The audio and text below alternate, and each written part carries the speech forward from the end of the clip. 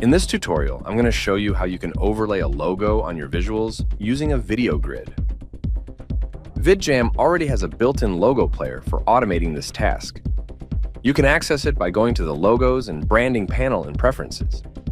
Here you can specify a folder that contains logo images or videos.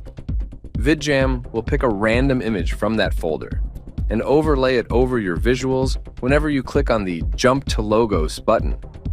Alternatively, you can have the logo player automatically display a logo at periodic intervals.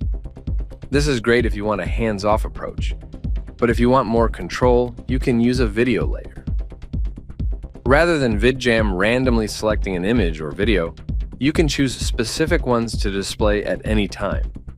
This also allows you to utilize various blending modes and precisely adjust the fade in and fade out times, as well as the layer's position in the stack. Let me walk you through setting this up. I'll begin by creating a new video grid.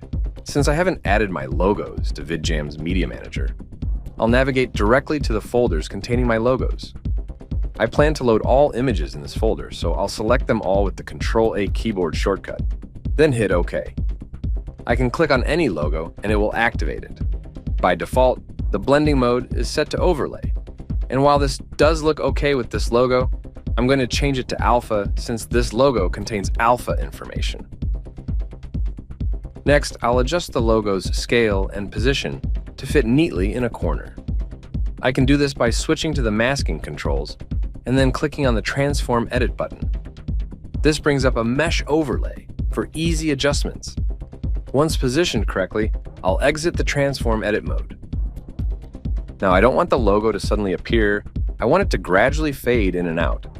I'll go to the envelope settings and increase the attack, which will make it fade in gradually.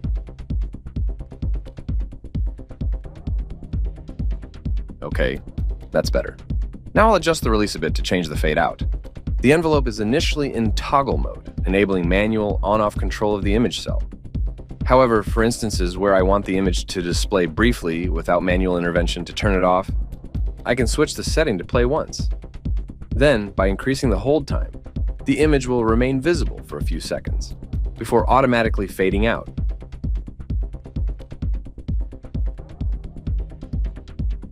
While I'm currently using a simple fade transition, VidJam supports various transition effects for different looks.